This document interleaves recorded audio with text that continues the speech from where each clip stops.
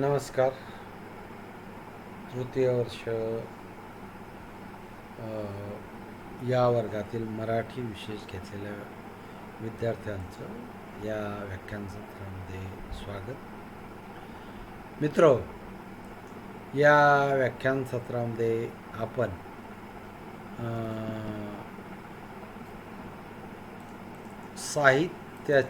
साहित्याची संकल्पना असा शब्द जरी इथं असला तर साहित्य म्हणजे काय हे बघणार आहोत. तर इथे असं आहे की कशाला साहित्य म्हणायचं. आतापर्यंत तुम्ही कथा, कविता, कादंबरी वगैरे हे सगळ्या गोष्टी अभ्यासत आलेल्या आहात. परंतु आता इथे आपल्याला साहित्याची संकल्पना म्हणजे साहित्य म्हणजे काय हे आपल्याला या व्याख्यानसत्रामध्ये बघायचं आहे. आता साहित्य कशाला म्हणायचं. साहित्य हा शब्द अनेक ठिकाणी अनेक पद्धतीने वापरला जातो. आपल्याला इथे साहित्य म्हणजे ललित साहित्य असा शब्दप्रयोग अभिप्रेत आहे. म्हणजे काय की ज्याच्यामध्ये लालित्य आहे. लालित्य म्हणजे सौंदर्य आहे, सुंदरता आहे. अशा प्रकारच्या साहित्याचं स्वरूप इथं बघायचं आहे. आणि त्याच्या व्याख्यामधून आता काही गोष्टी अव्याख्येय असतात, बरोबर आहे. म्हणजे जसं म्हटलं मी की सुंदर कशाला म्हणतात, मला वाटतं हे यापूर्वी तुम्हाला मी बोललो असेल. तर सुंदर काही त्याची व्याख्याच करता येत नाही ना. कशाला सुंदर म्हणायचं. आता माझ्या पाठीमागा आजू पडदा आहे, हा सुंदर आहे असं मला वाटतं. तुम्ही घरी आले की तुम्ही म्हणाल कायचं, हा काय पडदा आहे का, हां, आणि हा काय तकियाचा रंग आहे का, हां, आणि हा घराचा काय रंग आहे का, हां, असं ज्याचं त्याचं विश्व असतं त्याबद्दल. म्हणजे विश्व असतं म्हणजे समज असतो. लक्षात घ्या की कोणाला कोणती गोष्ट सुंदर वाटेल हे काही सांगता येत नाही. म्हणून मी उत्तमोत्तम पुस्तकं आपल्या ग्रंथालयातली की जी खूप सुंदर पुस्तकं आहेत साहित्याच्या इतिहासात ज्यांचं नाव आहे, त्याच्यावर काय लिहिलेलं पाहिलेलं आहे, हे पुस्तक बोर आहे असं शेरे मी वाचलेले. हे पुस्तक बोर आहे, हे पुस्तक कंटाळवाणे आहे. म्हणजे आता सावित्री नावाची पुशी रेगे यांची कादंबरी आहे. याच्यावर बरेचदा मी ते पाहिलं. किंवा रात्रीचा दिवस या नावाची बासी मर्डेकरांची कादंबरी आहे, त्याच्यावरही मी ते बघितलं. तर आपल्या असं लक्षात येईल की तिथं रसिक होण्याच्या पात्रतेचा नाही. त्यामुळं त्या विद्यार्थ्याने ते लिहिलं, त्याला वाटलं ते. अर्थात तुम्ही कोणी कुठल्याही पुस्तकावर काहीही लिहू नये, बरोबर आहे. पुस्तक ही खराब करण्यासारखी गोष्ट नसते, पिढ्यानं पिढ्या चालण्यासारखी गोष्ट असते, लक्षात घ्या. आणि म्हणून पुस्तक शक्यतो दुमडू नये. हां, व्यक्तिगत पातळीवर तुमचं पुस्तक असेल तुमचं खाजगी, तिथं तुम्ही अंडरलाईन करू शकता. तिथे तुम्ही काही म्हणजे मी तुम्हाला माझं जे पुस्तक असतं तुम्हाला शिकवण्याचं वर्गातलं, त्याच्यामध्ये शेजारी काही मुद्दे मी लिहून ठेवतो. ती उदाहरणं असतात स्पष्टीकरणासाठी, पण ते माझं पुस्तक असतं, ग्रंथालयाचं किंवा कोणाचं ते पुस्तक नसतं, बरोबर आहे. आणि म्हणून आपल्याला साहित्य विचारामधली पहिला जो मुद्दा आहे, पहिल्या घटकामधला साहित्य म्हणजे काय, त्याची संकल्पना आपल्याला इथं समजून घ्यायची आहे. आणि आता ही जर समजून घ्यायची असेल तर तुमच्या असं लक्षात येईल की अनेक ठिकाणी ती संकल्पना वापरली जाते. मगाशी म्हटलं त्याप्रमाणे की पूजेचे साहित्य, किराणा साहित्य, प्रत्येक ठिकाणी साहित्य हा शब्द तुम्हाला व्यवहारात वापरताना दिसेल. तर तो तो साहित्य म्हटल्यानंतर काय आपल्यासमोर एक विशिष्ट गोष्ट येते. म्हणजे इथं पूजेचं साहित्य मिळेल. पूजेचं साहित्य म्हटल्यानंतर काय, म्हणजे साईबाबाच्या मंदिरात तुम्ही गेला की तुम्हाला इथे पूजेचं साहित्य सगळं मिळेल. असं म्हटलं, आपण म्हटलं की द्या पूजेचं साहित्य, तर तिथं काय मिळतं आपल्याला? तिथं गुलाल, हळद, कुंकू, अक्षदा, फुलं, निरंजनी, वात वगैरे, उदबत्ती, कदाचित माचीस, हे सगळं साहित्य आपल्याला तिथं मिळतं, नाही का?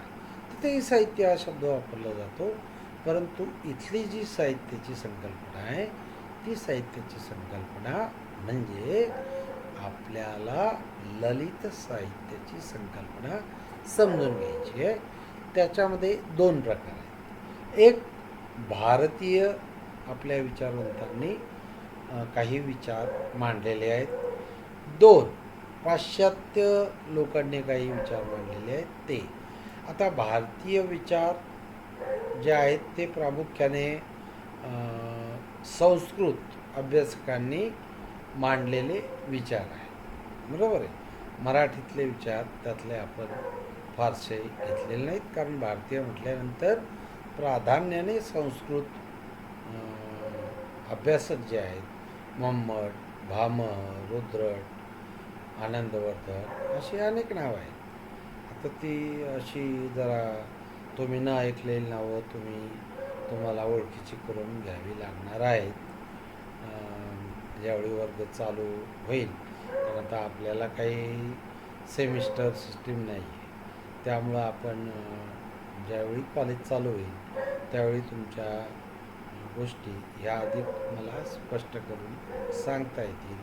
त्यांची पुस्तकं म्हणजे काव्यालंकार असो, काव्यादर्श असो, काव्यालंकार प्रदीप असो वगैरे, हे त्यांची पुस्तकं वगैरे वगैरे, हे सगळं मला त्यावेळेला तुम्हाला प्रत्यक्ष सांगता येईल. तुम्हाला वाटलं तर तुम्हाला लिहूनही घेता येईल. परंतु इथे आता आपल्याला नाईलाजानं आभासी वर्गाच्या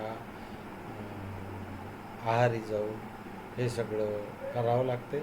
इथं आपण फक्त निवडक व्याख्या ह्या भारतीय आणि पाश्चात्य लेखकांच्या बघणार आहोत. तर त्याचं स्वरूप आता पहिल्यांदा आपण बघूया. ते पहिले भारतीय म्हणजे साहित्य अभ्यासक आहेत त्यांनी मांडलेली संकल्पना आहे. आता साहित्याची जी संकल्पना आहे किंवा साहित्य म्हणजे काय, या संदर्भात आपण इथे विचार करणार आहोत की याच्यामध्ये काही भारतीय व्याख्या आहेत, काही पाश्चात्य व्याख्या आहेत. आता ही नावं थोडीशी तुम्हाला नवीन आहेत, म्हणजे ती आजपर्यंत अभ्यासक्रमातून गेलेली नाही आहेत. म्हणजे मोहम्मद, भामह, रुद्रट, इवन भरतसुद्धा कधीतरी मी त्याच्यावर बोललो असेल समजा वर्गामध्ये. तर भारतीय साहित्यशास्त्राची सुरुवात ही रसशास्त्रापासून होती, लक्षात घ्या. तर तिथे रस ही कल्पना नाट्यशास्त्राच्या संदर्भात नाट्यशास्त्राचे लेखक भरत मुनी यांनी ती लिहिलेली आहे. आणि त्याच्यातून हळूहळू भारतीय साहित्य विचार हा आपला विकसित झालेला आहे असं तुमच्या लक्षात येईल. आता त्याच्यामध्ये साधारण 6व्या-7व्या शतकापासून संस्कृतमध्ये प्राधान्याने हा भारतीय साहित्य विचाराची कल्पना ही रुजलेली दिसते. आता याच्यामध्ये असं आहे की नोट्समध्ये ते मूळ संस्कृत शब्द, कारण आता त्याचा मी उच्चार केला तो तुम्हाला कळणार नाही, त्याच्यापेक्षा आता इथे मी त्याचे अर्थ फक्त घेतलेले आहेत. म्हणजे पहिला जो भारतीय साहित्यशास्त्राचा जनक आहे किंवा सांगणारा आहे तो म्हणजे तसा भामह आहे. परंतु मम्मट याने सुद्धा आपल्याला सांगितलेलं आहे की भामह यांच्यापासून ही सगळी सुरुवात होती. लक्षात घ्या की त्यांनी साहित्याची व्याख्या काय केली, शब्द आणि अर्थ यांचे सहितत्व. आता इथे साहित्यत्व आलंय, शब्द चुकून टाईप करताना सलाकाना सा नाही येते, सहित्वत्व. हां, म्हणजे सोबत असतं. मुळामध्ये साहित्य ही संकल्पना मला वाटतं मागच्या व्याख्यानात मी तुम्हाला सांगितलं आहे की सहित म्हणजे सोबत. आपण एरवी व्यवहारात हा शब्द वापरतो. म्हणजे तो आहे ना त्याच्या सहित ये किंवा त्या सहित सगळं घेऊन ये, असं सहित आपण शब्द वापरतो. तो याचा अर्थ त्याच्या सोबत येणे. पण सहित या शब्दाची जर फोड केली आपण तर त्याची अशी फोड होते. आता इथे मला प्रत्यक्ष दाखवता येत नाही कारण इथे फळा नाही आहे. तर सहित, स अधिक हित म्हणजे ज्याच्यामध्ये सगळ्यांचं हित आहे त्याला साहित्य असं म्हणतात. सगळ्यांचं हित म्हणजे काय की जे काही साहित्य आजपर्यंत निर्माण होत गेलेलं आहे इतिहास कालापासून किंवा निर्माण होतं आहे आज वर्तमान कालामध्ये, त्याच्यामध्ये मानवी साहित्याचं हित बघणे हाच त्याचा अर्थ आहे. आता भामह हे जे साहित्याचे पहिले पंडित आहेत त्यांच्या पुस्तकाची नावंसुद्धा तुम्हाला मी PDF मध्ये पाठवणार आहे. यांनी जे ग्रंथ लिहिले आहेत म्हणजे रुद्र, दंडी, वामन, मम्मट, जगन्नाथ आणि विश्वनाथ हे सगळे. तर यांनी जे ग्रंथ लिहिले आहेत त्यांची नावं आणि त्यांच्या संस्कृत व्याख्या. पण पहिल्यांदा आपण इथं काय बघणार आहोत, भामहाची व्याख्या. त्याचं म्हणणं काय, शब्द आणि अर्थ, शब्दार्थो सहितम असं त्याचा हे आहे. म्हणजे आता मुळामध्ये शब्दार्थो सहित्योम असं ते संस्कृत वाक्य आहे. शब्दार्थो सहितोम काव्य. आता इथे शब्दार्थो सहितम काव्यम असं जे म्हटलं आहे त्यांनी, याचं कारण असं आहे की या सगळ्या ठिकाणी म्हणजे हे सगळे जर तुम्ही भारतीय जवळपास 6-7 तुमच्यासमोर मी ठेवलेत, तर या 6-7 याच्यामध्ये एकच शब्द दिसतोय तुम्हाला कॉमन, तो म्हणजे काव्य. तर जुन्या काळी जे जे काही साहित्य असेल त्याला काव्य असं म्हटलं जायचं. म्हणजे आज आपण त्याला काव्य म्हणजे ज्याला पद्यही तुम्ही म्हणत आलात तर पद्य, गद्य, नाट्य अशी नंतर आपण वर्गवारी अर्वाचीन काळामध्ये इंग्रजांच्या नंतर केली. त्याचं कारणही होतं कारण आपलं प्राचीन जे आणि मध्ययुगीन जे साहित्य आहे म्हणजे ऋग्वेदापासून ते काव्य स्वरूप आहे. त्यामुळं काव्याची लक्षणं काय आहेत या अर्थानं त्याची व्याख्या करण्याचा प्रयत्न या भारतीय जे काही साहित्याचे अभ्यासक आहेत त्यांनी केला. शब्द आणि अर्थ भामह जे म्हणतो त्याच्याकडे येऊ आता आपण. त्याचे सहितत्व म्हणजे काव्य. म्हणजे काय असतं, शब्द आणि त्याचा अर्थ म्हणजे शब्दाला जो अर्थ असतो. आता शब्दाला 3 प्रकारचे असतात अर्थ. एक अभिधा या अर्थानं असतो, दुसरा लक्षणा या अर्थाने असतो, तिसरा व्यंजना या अर्थाने असतो. आता कवितेमध्ये साहित्यात तो शब्द कोणत्या अर्थाने वापरला हे फक्त वाचक आणि लेखक या दोघांनाच तो कळत असतो. आणि रसिक जो असतो म्हणजे वाचक जो असतो तो रसिक असणं इथे आपण अभिप्रेत धरलेला आहे. तर रसिक कोणता अर्थ धरू शकतो समजा त्याचा, हां, तर चाफा नावाची बी कवींची कविता आहे. तर चाफा कवितेचा अर्थ जर आपण प्रत्यक्ष धरला, आता म्हणजे त्याच्यासाठी तुम्हाला समजायला काय पाहिजे की शब्दाला 3 अर्थ असतात. पहिला अर्थ काय, तर अभिधा शक्तीमुळं मिळालेला अर्थ, ज्याला मुख्य अर्थ असं म्हणतात. म्हणजे आई, घोडा, पक्षी, पशु या शब्दाचा जो अर्थ असतो तो. दुसरा अर्थ काय, आमचे कॉलेज, कॉलेज गंगेच्या वर आहे. हां, बरोबर आहे. असं ज्यावेळी म्हणतो आपण त्यावेळी काय होतं की त्या शब्दाचा अर्थ लक्षणार्थाने, लक्षार्थ ज्याला म्हणतात, हां, पहिला अर्थ मुख्य अर्थ झाला, हां, जो काही आहे तो. आणि आता दुसऱ्या ठिकाणी काय आपण म्हटलं, आमचं कॉलेज, आमचं महाविद्यालय हे नदीच्या वर आहे.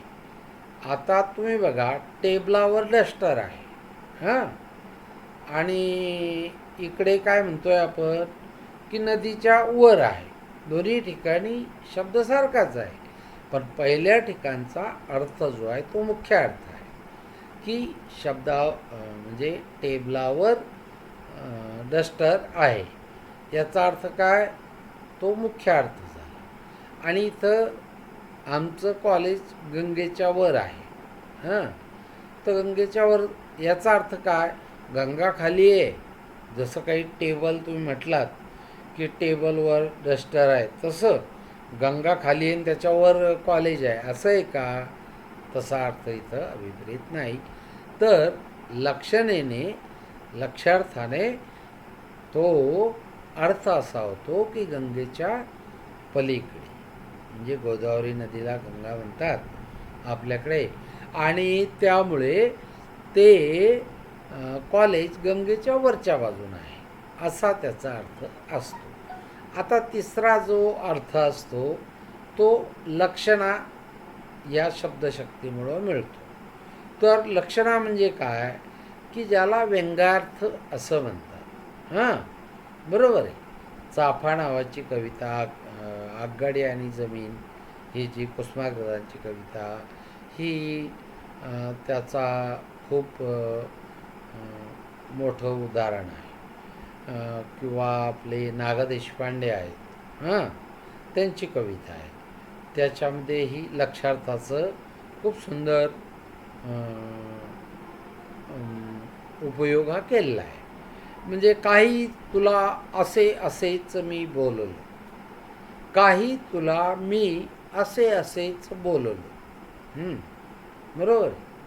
आता इथं काही असेच तुला मी असेच बोललो, असं काहीतरी नागा देशपांडे म्हणतात. त्या आणि दुसरी ओळ काय आहे, हां, तुझे शब्द, हां, तुझे शब्द, हां, ओठावरती आलते पण तिथल्या तिथे तू ते दाबले, हां, आणि जाताना मात्र बोललीस मनोहर, नाही अजून आला बाई आंब्याला मोहर. आता पहिलं वाक्य जर बघितलं तुम्ही तर त्याच्यामध्ये काय म्हटलं की मी तुला काहीतरी असंच बोललो, तू काय उत्तर दिलं की शब्द तोंडावर आलं होतं, ओठात आला होता, पण तिथल्या तिथेच तू ओठ दाबले. पण त्याच्यामध्ये शेवटी आहे, हां, जातानाच मात्र बोललीस मनोहर, नाही बाई अजून आला आंब्याला मोहर. हां, आता इथं आंब्याला मोहर येणे, त्यानं काय म्हटलं असेल, त्यानं काय प्रश्न विचारला असेल, हे सगळं सूचक अर्थाने, म्हणजे सूचकता हा साहित्याचा मूलभूत प्राणतत्व असलेला भाग आहे. आणि म्हणून भाम असं म्हणतात.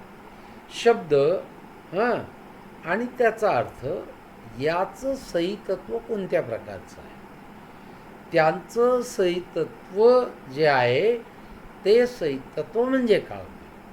म्हणजे कोण मी चाफा कोण दोघे जण वगैरे वगैरे, गेलो आंब्याच्या राणी, हां तिथे म्हटलीस तू गाणी वगैरे वगैरे, हां वगैरे वगैरे. चाफा ही कविता तुम्ही अभ्यासलेली असेलच आत्तापर्यंत, ती अभ्यासक्रमात कुठे ना कुठे असेलच. ती जर तुम्ही पूर्ण तुमच्यासमोर आणली तर तुमच्या ती गोष्ट लक्षात येईल. म्हणून भामा असं म्हणतात की शब्द आणि अर्थ त्यांचं सहीतत्व, त्यांचं एकत्र येणं म्हणजे काव्य. काव्य याचा अर्थ सगळ्या भारतीय साहित्यशास्त्रज्ञांनी साहित्याची व्याख्या करताना काव्य हाच शब्द वापरलेला आहे, कारण त्या संपूर्ण साहित्याला त्या काळात काव्य असं म्हटलं जायचं आणि म्हणून काव्याची अर्थ व्याख्या त्यांनी इथं केली. खरोखरच रुद्रट काय म्हणतात, दुसरे भाष्यकार आहेत ते असं म्हणतात, शब्द आणि त्याचा अर्थ म्हणजेच काव्य. शब्द आणि त्याचा अर्थ म्हणजेच काव्य. ननु शब्दार्थो काव्यम असं त्यांनी म्हटलेलं आहे. म्हणजे जे भामभाऊ म्हणतात तेच रुद्रटही म्हणतात की ननु शब्दार्थो काव्यम, खरोखर खरोखर शब्द आणि अर्थ म्हणजेच काव्य. शब्द आणि अर्थ म्हणजेच काव्य. म्हणजे एखादा शब्द असेल आणि त्याचा अर्थ काय आहे, तो अर्थ जो सुंदर असेल, कारण साहित्याचं मूळ प्राणतत्व आहे सौंदर्य, सुंदरता. आणि म्हणून ते रुद्रट हे जे आपले संस्कृतमधले भाष्यकार आहेत ते असं म्हणतात की खरोखरच खरोखरच शब्द आणि अर्थ म्हणजेच काव्य. म्हणजे भाम त्यालाच जोडून हा रुद्रटांचा व्याख्येचा प्रकार आहे, त्याच्यात काही वेगळं नाही. आता पुढचे जे भाष्यकार आहेत ते असं म्हणतात की शरीर तावदिष्टार्थ व्यवच्छिन्ना पदावली. आता ही व्याख्या तुम्हाला ज्यावेळी मी हे पाठवेल, त्याचे नोट्स पाठवेल, त्यावेळी त्याच्यामध्ये ती आलेली असेल. तर इथं काय, इष्ट अर्थांनी युक्त असलेली पदावली म्हणजे काव्याचं शरीर होय. आता इथं फक्त त्यांनी काव्य शरीर याबद्दलच सांगितलेलं आहे, बरोबर आहे. आता असं आहे की काहींनी आत्मा हा शब्द वापरलेला आहे, काहींनी शरीर हा शब्द वापरलेला आहे. तुम्हाला माहिती आहे की आत्मा ही भारतीय आध्यात्मिक याच्यामधली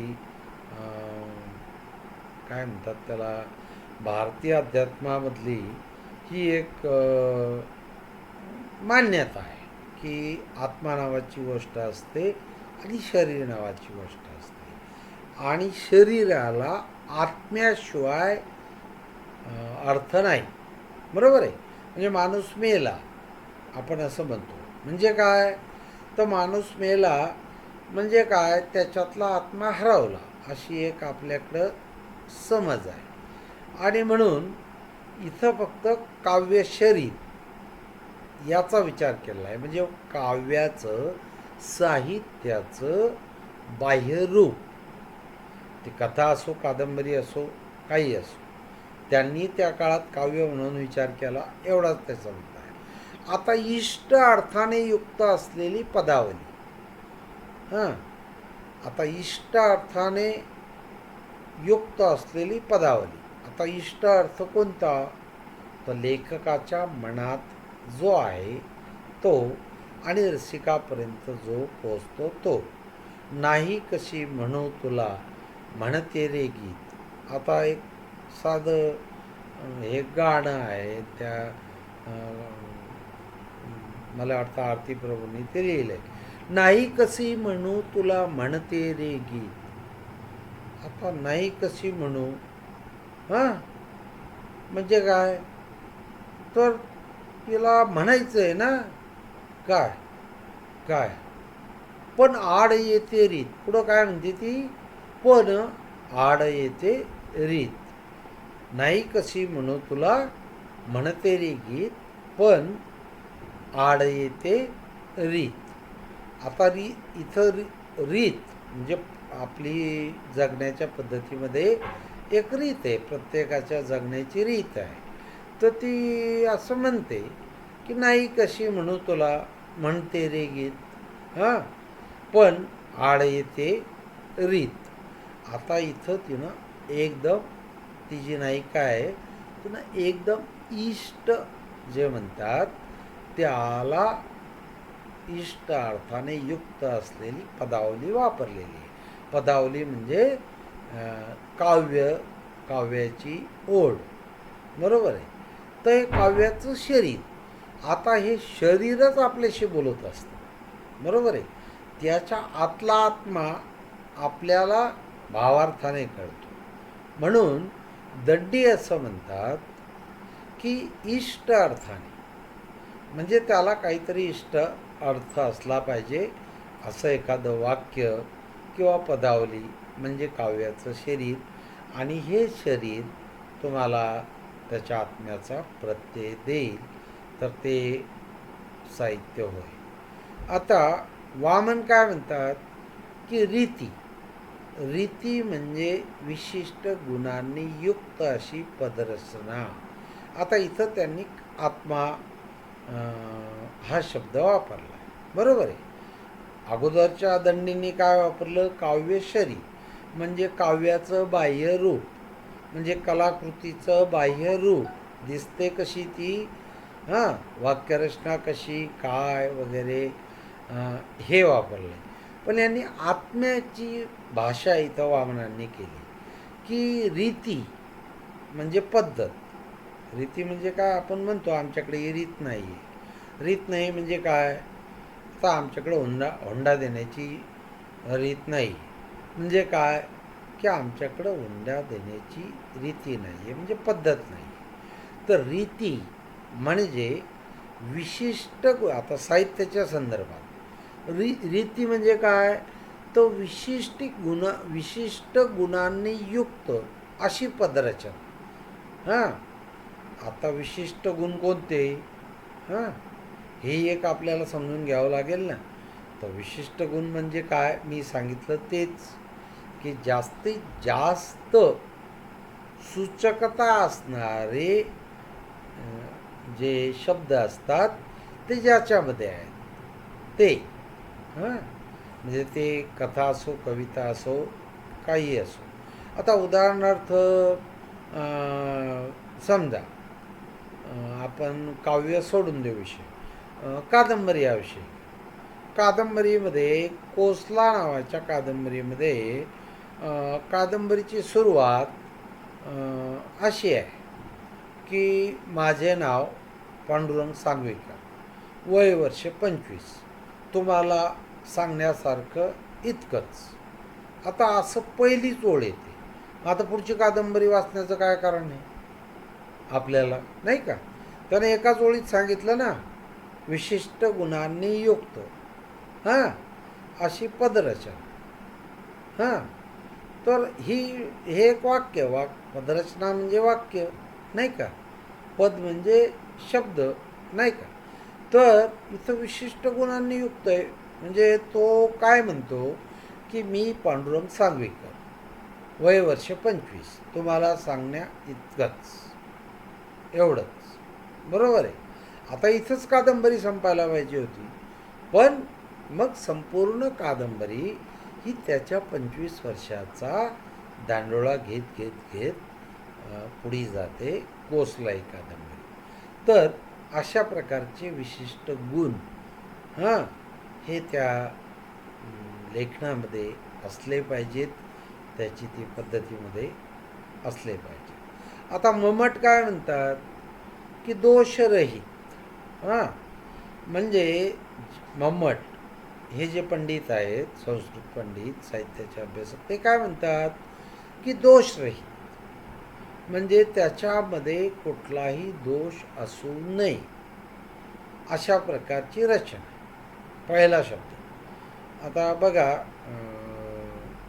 मध्ये लक्ष्मण गायकवाड यांनी एक भूकंपावर कादंबरी लिहिली. तर त्यांचं ते उचल्या किंवा उपरा असं काहीतरी एक आत्मचरित्र आहे. सुंदर आहे ते आत्मचरित्र. पण त्यांनी एक भूकंपावर कादंबरी लिहिली. तर त्या भूकंपावरच्या कादंबरीत काय केलं त्यांनी की त्यांनी त्या काळातल्या आलेल्या बातम्या जसाच्या तशा ह्या छापल्या गेलेल्या आहेत. बरोबर आहे. तर ती काही क्रिएटिव्हिटी म्हणत नाही, निर्मिती मांडणं जात नाही त्याला. त्यामुळं फक्त ते काय त्या काळातल्या बातम्या आणि काय काय झालं, कसं झालं वगैरे असं त्या कादंबरीमध्ये आहे. त्यामुळं ती दोषपूर्ण झालेली आहे. तर अशी दोषरहित पण गुणयुक्त, जे आता साहित्याचे जे गुण आहेत ते हां ते गुण हे साहित्यामध्ये पाहिजेत. आता ते गुण कोणते तुम्हाला पहिल्याच वाक्यात मी सांगितलं की सूचकता, रमणीयता, मनोरंजकता, आनंद देण्याची क्षमता, ह्या सगळ्या गोष्टी म्हणजे साहित्यामध्ये असलेले गुण आहेत. तर ते ज्याच्यामध्ये दोषरहित आहेत. म्हणजे चित्रपटामध्ये सुद्धा एखादा चित्रपट पडतो म्हणजे काय, चालत नाही म्हणजे काय, त्याच्यामध्ये काहीतरी दोष आहे. एखादा चित्रपट उत्तमपणे चालतो याचा अर्थ काय की त्याच्यामध्ये काहीतरी गुण आहे. आता तुमच्या काळातला तुमचा सोपा सगळ्यांना माहीत असलेला सैराट घ्या. तर सैराटमध्ये काहीतरी गुण आहेत. काय गुण आहेत त्याची? मग संहिता चांगली आहे, म्हणजे संवाद लेखन चांगलं आहे, त्याच्यातले गुण चांगले आहे, म्हणजे त्या गाणी चांगली आहेत नाही का, त्यातलं संगीत चांगलं आहे. तर त्याच्यामुळं अशा प्रकारची गुणयुक्त रचना. क्वचित स्फुट म्हणजे छोटेसं काहीतरी छोटंसं असलेलं अलंकाररहित शब्दार्थ. आता इथं अलंकाराला मम्मटाने विरोध केलेला आहे. म्हणजे भारतीय साहित्यशास्त्रामध्ये अलंकाराला खूप महत्त्व आहे. अलंकार म्हणजे काय, आपण शरीरावर धारण करतो ते अलंकार. ते अलंकार कशासाठी असतात तर तुमचं व्यक्तिमत्व सुशोभित दिसावं यासाठी. बरोबर आहे. कुठलीही गोष्ट म्हणजे मुली घालतात, प्राधान्याने मुली घालतात, किंवा माझ्या हातात हे अंगठी आहे, तर ही अंगठी कशासाठी आहे तर माझं व्यक्तिमत्व हे चांगलं दिसावं याच्यासाठी कदाचित मी घातली असेल असं तुम्हाला दिसेल. काही काही लोकांच्या हातात 5-5 अंगठ्या असतात. बरोबर आहे. त्या वेगवेगळ्या कारणांनी घातलेले असतात, त्याच्यात खडेसुद्धा असतात. तर त्याच्यामुळं त्यांचं व्यक्तिमत्व कदाचित आपल्याला खुलून दिसतं. तर मम्मट हे अलंकाराच्या विरोधात आहे की ते म्हणतात की अलंकार रहित. पण कसे अलंकार रहित? एखादा दुसरा अलंकार चालेल. जसं माझ्या हातात हा एक अंगठी आहे अशा प्रकारची चालेल. अशा प्रकारचे शब्दार्थ म्हणजे काव्य. म्हणजे आता कोणत्याही कलाकृतीला ही व्याख्या तुम्ही लावू शकता. जे उत्तमोत्तम कलाकृती ज्याला म्हणतो की मर्ढेकरांचं साहित्य असेल की ज्याच्यामध्ये फार अलंकार नाही आहेत, किंवा तुतारीसारखी केशवसुतांची कविता असेल, किंवा आगगाडी आणि जमीन मी सांगितलं ती असेल, गरजा जय जयकार असेल, याच्यामध्ये फार अलंकार नाही आहेत, फार सजावट नाही.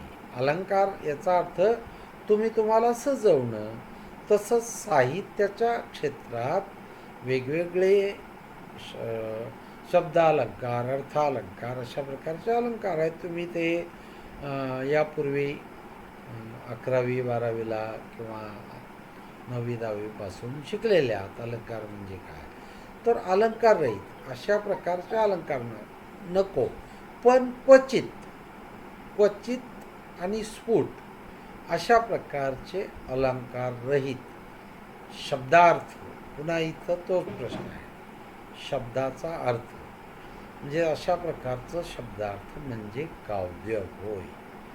आता चौथी आणि 6वी आणि 7वी व्याख्या जर तुम्ही लक्षात घेतली तर ती खूप महत्त्वाच्या ह्या दोन व्याख्या आहेत. एक, रमणीय जगन्नाथ पंडित यांनी असं म्हटलं आहे की रमणीयार्थ प्रतिपादक शब्द काव्यम असं संस्कृतमध्ये त्यांनी म्हटलेलं आहे. तर त्याचा अर्थ काय, रमणीय अर्थाचे प्रतिपादन करणारे शब्द म्हणजे काव्य. आता रमणीय म्हणजे काय, हा जगात न सुटलेला प्रश्न आहे. परंतु अनुभवांती तो आपल्याला येतो. म्हणजे तुम्ही कशात रमता, हां बरोबर आहे. तर एरवीसुद्धा तुमच्या असं लक्षात येईल की तुम्हाला आवडीच्या गोष्टीमध्ये रमता, बरोबर आहे. कोणाला क्रिकेट आवडतं, कोणाला फिरायला आवडतं, कोणाला निसर्ग आवडतो, कोणाला ट्रॅकिंग आवडतं, तिथं आपण रमतो, बरोबर आहे. तर इथं काय म्हटलं जगन्नाथांनी की शब्दाच्या बद्दल की रमणीय अर्थाचं प्रतिपादन करणारे शब्द, रमणीय अर्थ. आता रमणीय अर्थ म्हणजे कसा असेल तो रमणीय अर्थ, तर आता समजा नागा देशपांडेंचीच मी कविता घेतली, लालबुंद कुंकवाची कोर तुझ्या भाळी होती. आता याच्यामध्ये रमणीयता काय आहे, हां बरोबर आहे. लालबुंद कुंकवाची कोर तुझ्या भाळी होती. एक सूचक रमणीय अर्थ काय आहे की तिच्याबद्दल तो बोलतोय, कुठल्या तरी प्रेयसीबद्दल, आणि तिच्याबद्दल पहिलाच वाक्य काय त्याचं की लालबुंद कुंकवाची कोर तुझ्या भाळी होती. हां म्हणजे तुझ्या कपाळावर लाल कुंकू, हां बरोबर आहे, लावलेलं होतं, म्हणजे तुझं लग्न झालेलं आहे, असा रमणीय अर्थ त्याच्यातून येतो, नाही का. तर अशा प्रकारचं प्रतिपादन करणारं शब्द असं कशातही असू शकतात. ते कादंबरीत, कथेत, कशातही असू शकतात. म्हणजे तुम्ही जर मागे अभ्यासलेल्या कथांचा विचार केला, तक्रार नावाची कथा अभ्यासली तुम्ही, किंवा पु ल देशपांडेंची म्हैस नावाची कथा मागं तुम्ही अभ्यासलेली आहे, त्याच्यामध्ये रमणीय अर्थ असं प्रतिपादन करणारे शब्द आहेत असं तुमच्या लक्षात येईल. आणि शेवटची व्याख्या, विश्वनाथ हे जे पंडित आहेत, अगदी 16व्या-17व्या शतकात होऊन गेलेले, ते असं म्हणतात की रसयुक्त वाक्य म्हणजे काव्य. आता रसयुक्त वाक्य हां म्हणजे काव्य. आता इथं त्यांनी वाक्य शब्द वापरलेला आहे, बाकी काही नाही. म्हणजे कोणत्याही वाक्यामध्ये ज्याच्यामध्ये रस असेल. आता रस म्हणजे काय, तर आपल्याला पुन्हा मागे जावे लागेल. भरत मुनींच्या नाट्यशास्त्र या ग्रंथामध्ये 7वा जो अध्याय आहे त्याच्यामध्ये रसाची ही संकल्पना आहे. आता आपल्या इकडे रस इथे याचा अर्थ सौंदर्य असा आपण मानतो आजच्या आधुनिक काळात. तर रस म्हणजे काय, तर सौंदर्ययुक्त वाक्य. आता सौंदर्ययुक्त वाक्य कसं असेल, साधं व्यावहारिक गद्यवाक्य मी जे बोलतोय याच्यात काही रस आहे का? पण मी जर असं म्हणालो, काल पहाटे पहाटे मज जागा आली, हां, पहाटे पहाटे मज जागा आली, हां, असं काहीतरी मी म्हणालो, हां, तर त्याच्यामध्ये काही ना काही रस तुम्हाला सापडेल. आता रसाचे प्रकार त्यांनी 8 सांगितलेले आहेत. म्हणजे बीभत्स रस आहे, हास्यरस आहे, करुण रस आहे. म्हणजे आता बीभत्स रस म्हणजे काय? तर काल रात्री मी आता फिरायला येत असताना मला एक मेलेलं कुत्रं दिसलं आणि त्याचा अत्यंत घाण वास येत होता. आता हे वाक्य मी उच्चारलं तर ह्याच्यातून तुमच्या मनात काय भावना निर्माण होणार? तर बीभत्स अशा प्रकारची भावना निर्माण होणार. बरोबर आहे काय? बीभत्स काहीतरी असं वाटतं आपल्याला, की एखादं सडलेलं जनावर आपण पाहतो, त्या सडलेल्या जनावराचं मी वर्णन केलं तर बीभत्स रस निर्माण होईल.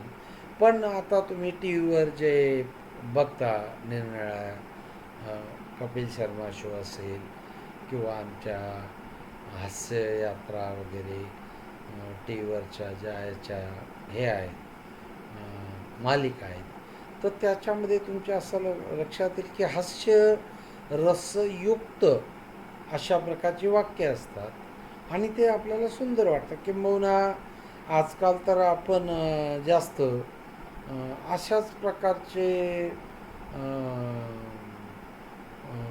म्हणजे सिरियल्स म्हणा पाहतो, नाही का? असे कार्यक्रम किंवा सिरियल्स पाहतो. तर ह्या जर 6-7 व्याख्या लक्षात घेतल्या आपण, तर या सर्व व्याख्यामधून आपल्या असं लक्षात येईल की ह्या सगळ्या व्याख्या नसून त्यांनी एक साहित्याचं लक्षण सांगण्याचा या प्राचीन संस्कृत अभ्यासकांनी किंवा भारतीय अभ्यासकांनी हा प्रयत्न केलेला आहे, असं आपल्याला या 6-7 वाक्यामध्ये दिसतं आहे. आता याच्यानंतर आपण पाश्चात्य म्हणजे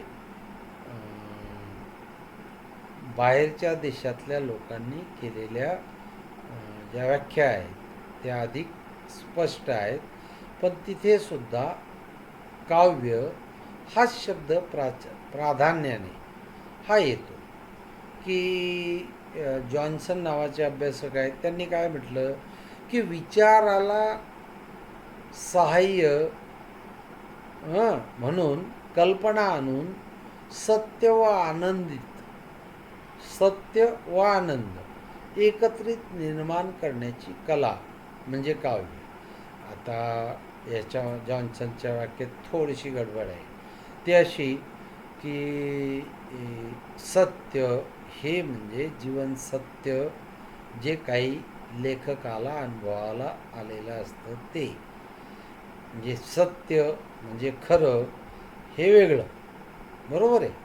तर इथं सत्य याचा अर्थ असं की त्याला जे जाणवलेलं जीवन सत्य आहे लेखकाला, त्याला तो कल्पनेचा आधार काही घेऊन, म्हणजे त्याचं काही जे काही अनुभव आले त्याला जोडून तो कल्पनेच्या आधारानं आनंद निर्माण करण्यासाठी प्रयत्न करतो. त्याची ती कला म्हणजे काव्य. आता कार्लाईल काय म्हणतो?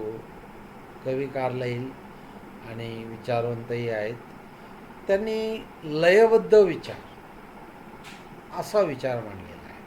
आता इथं लयबद्धता गद्य काव्याला हे काही लागू नये.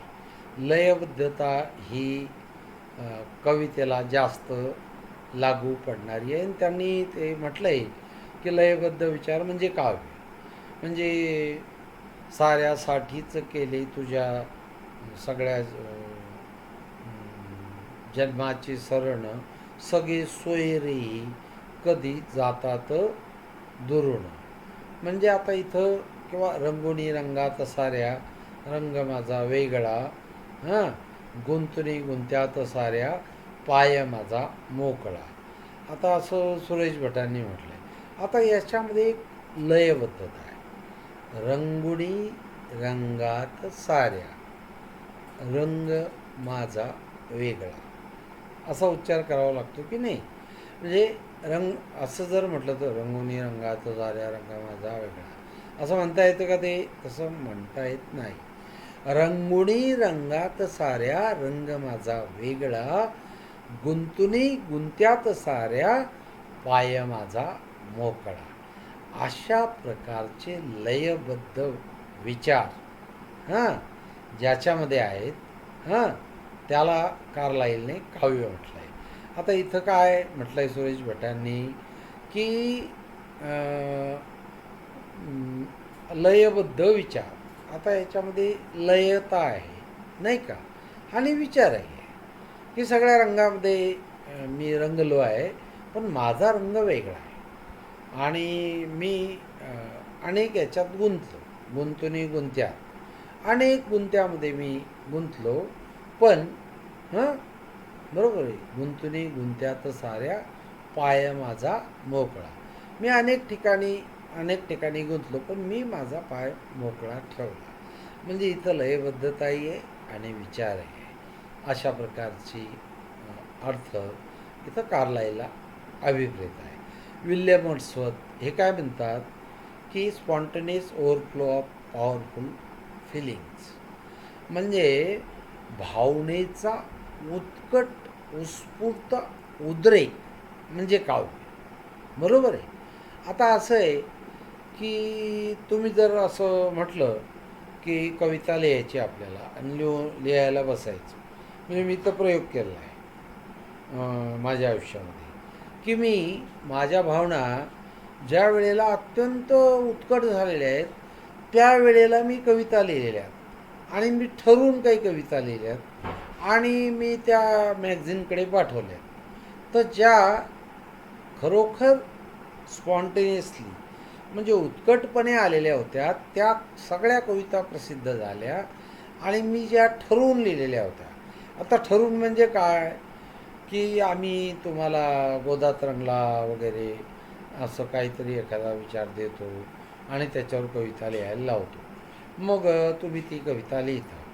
तर त्याच्यामध्ये खरं म्हणजे हां, ज्यावेळी तो विषय तुमच्या मनात घुमेल, घुमणे माहिती आहे ना तुम्हाला, अंगात येणे वगैरे, हां, तर असं अंगात येणं, हां, तर असं अंगात येणं बरोबर आहे. तसंच साहित्याच्या बाबतीत असतं की तो विचार असा पुन्हा पुन्हा पुन्हा हां आपल्या मनात येत राहतो. बरोबर आहे. हां म्हणजे मित्रा, हां मित्रा, तुला दुरून गाव खूप सुंदर वाटतं, पण आत येऊन बघ, हां आत येऊन बघ, तुला तिथं काट्या कोपाट्या हां ह्या सगळ्या दिसतील. असं जरी आपण गद्य भावनेत विचारलं तर तो आपल्या मनातला विचार असेल की शहरातल्या एखाद्या माणसाला गाव कसं वाटतं, सुंदर वाटतं, छान छान छान, बाजरीची भाकरी, खरडा, ते झोपडी, ते राहणं वगैरे वगैरे. तर ज्या वेळेला भावना उत्कट होतात त्याच वेळेला त्याचा उद्रेक होतो आणि तो उत्स्फूर्त होतो, तो आपोआप होतो. म्हणजे माझ्याच बाबतीत जर मी कवी म्हणून विचार केला तुम्ही, तर माझ्या अनेक कविता मी त्यावेळेला तिकीट असायचं, आत्तासारखे ते हे नव्हते, तर माझ्या अनेक कविता मी त्या तिकिटावर लिहिलेल्या आहेत. असं छोटंसं तिकीट असायचं, त्या तिकिटाच्या पाठीमागं 1 2 3 काही फेकलेली तिकीटं असायची आणि माझ्या मनात भावनेचा तो उद्रेक झालेला असायचा. तर असा भावनेचा उद्रेक, उत्कट भावनेचा असा उद्रेक म्हणजे साहित्य किंवा कविता. कोलरीज काय म्हणतो कोलरिज असं म्हणतो की उत्तम शब्दाची उत्तम रचना म्हणजे काव्य. म्हणजे इंग्रजीत त्यानं असं म्हटलं आहे. इंग्रजीतलं त्याचं वाक्य मी तुम्हाला सांगतो. त्यानं असं म्हटलं आहे की the best word in the best order. बरोबर आहे. The best word in the best order म्हणजे उत्तम शब्द आणि उत्तम शब्द म्हणजे द बेस्ट वर्ड. बरोबर आहे. आणि त्याचं काय, द बेस्ट ऑर्डर म्हणजे त्याची उत्तम रचना झाली पाहिजे, तरच काव्य किंवा साहित्य आकाराला येते. ही गोष्ट निश्चित खरी आहे. ही व्याख्या अत्यंत चांगली आहे असं म्हणायला काय हरकत नाही. कारण तुमच्या असं लक्षात येईल की साधी गोष्ट आहे. तुम्ही आजपर्यंत अभ्यासलेली कविता, उदाहरणार्थ हिरवे हिरवे गार गालीचे हरित तृणाच्या मखमालीचे, बालकवींची कविता आहे. बरोबर आहे. तर वरच्या ह्याच्यात काय केलं त्यांनी, हिरवे हिरवे गार गालीचे, आणि दुसऱ्या ठिकाणी काय वापरलं आहे, हरित तृणाच्या. तिथं हरित शब्द वापरला आहे, हिरव्या तृणाच्या असा शब्द नाही वापरला. बरोबर आहे. आणि म्हणून आपल्याला ती कविता आजही भावते. बरोबर आहे. फुलराणी नावाची जी कविता आहे त्यांची. आणि म्हणून लेखकाला प्रत्येक शब्दाची निवड करावी लागते, योग्य ठिकाणी त्याची रचना करावी लागते, उत्तमपणे त्याची रचना करावी लागते. त्यावेळेला साहित्याची निर्मिती होते किंवा काव्यनिर्मिती होते. आता कोर्ट होर यानं काय म्हटलं आहे की काल्पनिक विचार व भावना म्हणजे काव्य. आता हे तितकंसं वास्तव नाही, कारण नुसते काल्पनिक विचार आणि भावना ह्या अनेक साहित्यामध्ये तुम्हाला दिसतील. म्हणजे तुम्हाला पंचतंत्र, हिसाबनीती जास्त कशाला, म्हणजे अगदी अलीकडचं उदाहरण द्यायचं झालं तर तुम्हाला याचं जो चित्रपट आहे, प्रसिद्ध चित्रपट, तो मुलगा असतो एक आणि तो मंत्र तंत्र याच्या साहाय्यानं का याच्यावर उडतो, काय, हॅरी पॉटर. बरोबर आहे. तर आता हॅरी पॉटर, बरोबर आहे, हॅरी पॉटर नावाची कादंबरी त्या एका स्त्रीनं लिहिली. ती विधवा असणारी इंग्लंडमधल्या एका कष्ट करणाऱ्या स्त्रीनं तिनं ती कादंबरी लिहिली हॅरी पॉटर. आणि नंतर तुम्हाला माहिती आहे ती अनेक लोकांकडून परत आली, नंतर ती प्रसिद्ध झाली, त्याच्यावर बरेच चित्रपट झाले. तर हे सगळे काल्पनिक विचार आहेत. बरोबर आहे. साहित्य हे नुसतं काल्पनिक विचारावर आधारलेलं नसतं. हां, त्याच्यामध्ये भावना असतात, ही गोष्ट खरी आहे. तर हॅरी पॉटरमध्ये सुद्धा आहे. बरोबर आहे. परंतु साहित्य हे आपल्या भावनिक किंवा जीवनाच्या अनुभवावर आधारलेलं असतं. म्हणून याच्याबद्दल थोडंसं आपल्याला साशंक राहावं लागेल. ही व्याख्या साहित्याचं पूर्ण रूप स्पष्ट करत नाही, त्यातला अर्धा भाग हा स्पष्ट करतो असं म्हणता येईल. जॉन्सन यानं असं म्हटलं की काव्य म्हणजे पद्यरूप लेखन. आता ज्याला पद्य म्हणतो म्हणजे रला र जोडणं वगैरे, यमक रूप लेखन जे असतं त्याला त्याने काव्य असं म्हटलं आहे. म्हणजे त्याच्यामध्ये काही विशेष नाही आहे. म्हणजे जिथे यमक निर्मिती आहे, जसं मी रंगोनी रंगात साऱ्या रंग माझा वेगळा, गुंतुनी गुंत्यात साऱ्या पाय माझा मोकळा. हां, तर इथे तुमच्या असं लक्षात येईल की याच्यामध्ये पद्यात्मकता आहे. हां, हे आपलं ज्ञानेश्वरी जर घेतलं तुम्ही तर हे सगळं पद्यरूप आहे. म्हणजे सगळं संत साहित्य, महानुभावांचा आपत वगळल्यास त्यांचे काही साहित्य पद्यरूप आहे. त्या पद्यरूप लेखनामध्ये अशा प्रकारचं किंवा अलीकडचं साईबाबांचं चरित्र घ्या ना तुम्ही, तुमच्यापैकी काही लोकांनी ते वाचलं असेल. ते काय पद्यरूप लेखन आहे, तर त्याला काव्य म्हणता येतं, इतपतच खरं आहे. परंतु ही सर्वव्यापी म्हणजे कादंबरी, कथा, नाटक बिटक या सगळ्यांना कवीत घेणारी व्याख्या नाही आहे. ही फक्त कवितेबद्दलची व्याख्या आहे. दुसरी व्याख्या एडगर एलन पो, जो मराठी मराठीच नव्हे तर जगातल्या एकूण याचा लघुकथेचा जनक आहे. तर त्यानं असं म्हटलं आहे की काव्य म्हणजे सौंदर्याची लयबद्ध निर्मिती. आता त्यानं एक शब्द वापरला आहे, सौंदर्याची. आता इथं सौंदर्य शब्द तर फार काही मला टाईप करता नाही आला. तर सौंदर्याची लयबद्ध निर्मिती, बरोबर आहे. आता त्यानं ही कवितेची व्याख्या केलेली आहे, ती आपल्याला मान्य होण्यासारखीच आहे की सौंदर्य निर्मिती कवितेतून होते आणि त्याच्यामध्ये लयबद्धता असावी असं त्यानं म्हटलं आहे.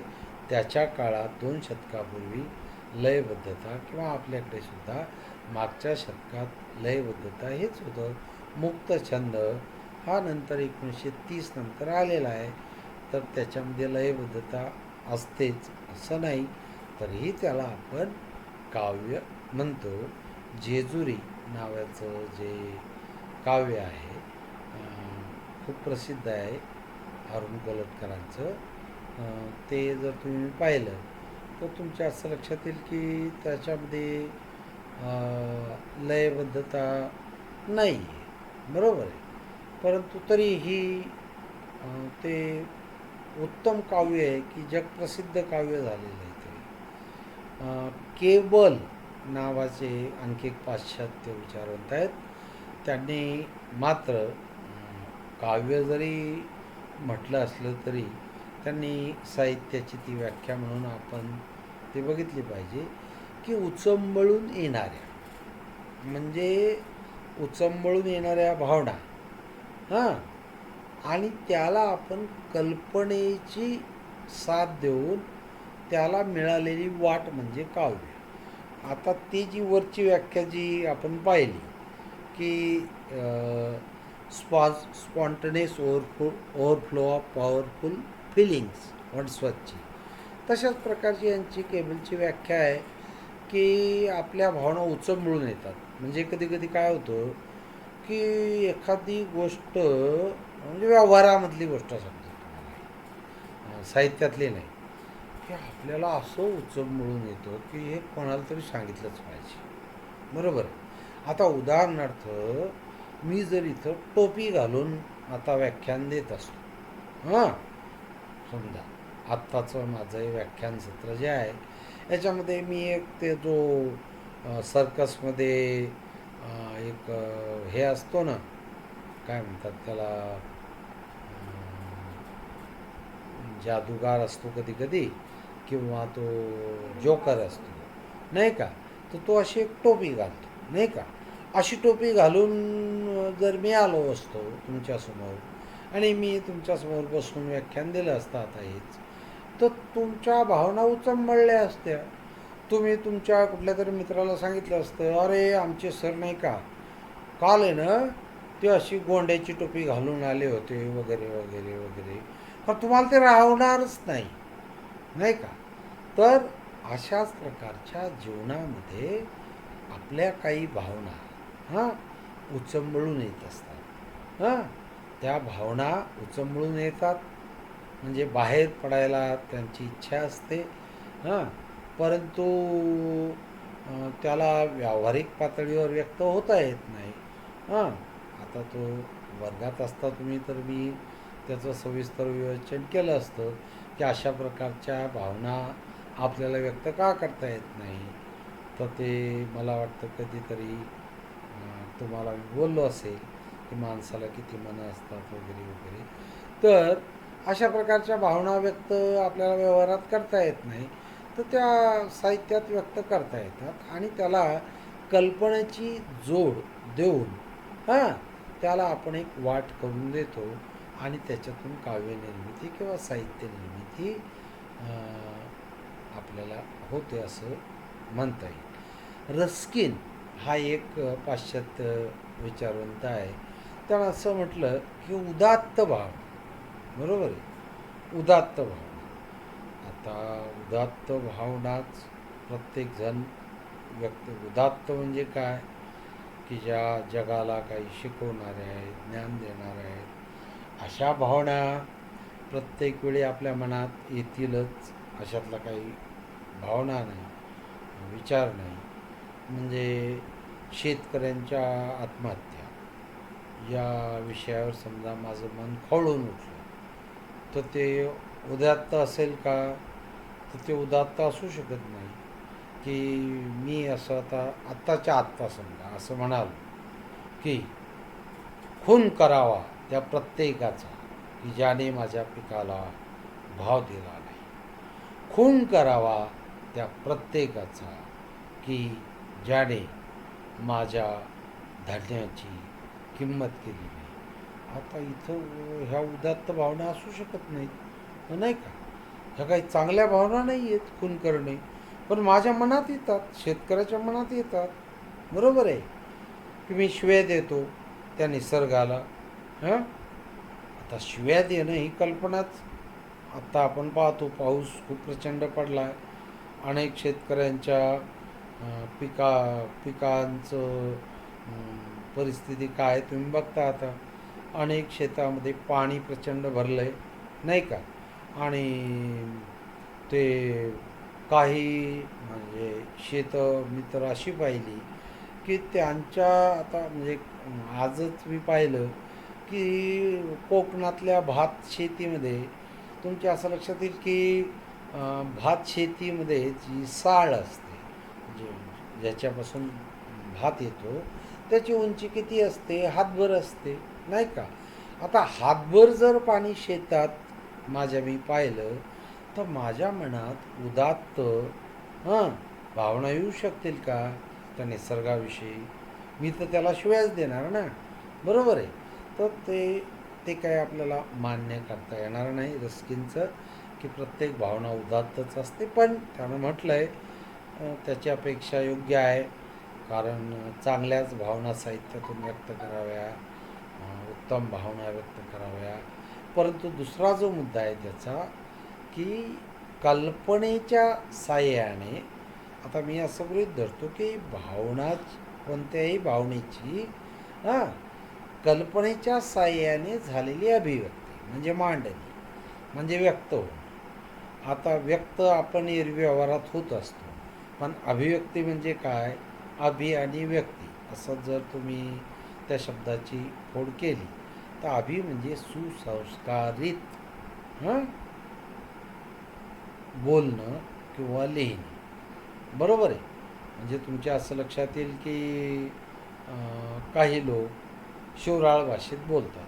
आता मी नेत्यांची नावं घेत नाही, नेत्यांच्या भाषणांचा विचार तुम्ही करा सगळ्या महाराष्ट्रातल्या की कोणाची भाषा सभ्य आहे आणि कोणाची शिवराळ भाषा आहे वगैरे. तर इतर रस्किनला अभिप्रेत काय आहे की एक भावना, त्याचं म्हणणं आहे उदात्त, ती उदात्त असेलच असं नाही, पण जी काही भावना आहे ती कल्पनेच्या साह्यानं त्याची झालेली अभिव्यक्ती म्हणजे काव्य किंवा साहित्य होय.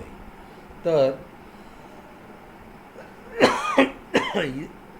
पाश्चात्य लेखकांनी सुद्धा ह्या म्हणजे आपण 7 व्याख्या पाहिल्या संस्कृत आणि ह्या पाहिल्या 9 व्याख्या जवळपास.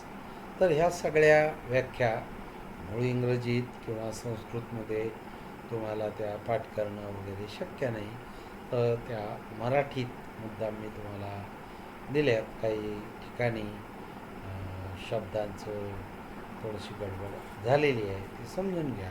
म्हणजे उचंबळून वर चवर अनुस्वार हवा होता, पण तो किंवा सौंदर्याची यावर रफार पाहिजे होता, तर तो गडबडीत माझ्याकडून झाला नाही. कारण मराठीचं टायपिंग किंवा मुद्रण हे थोडंसं अवघड आहे, परंतु बोलण्यातून मी ते तुम्हाला सांगितलेलं आहे.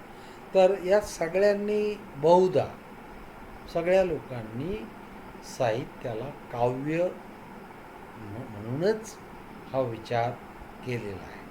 आणि म्हणून आपल्याला काव्य म्हणून विचार करत असताना आपल्याला हाच विचार पुढं करायचा आहे की आपल्याला साहित्य म्हणून त्याचा विचार करायचा आहे.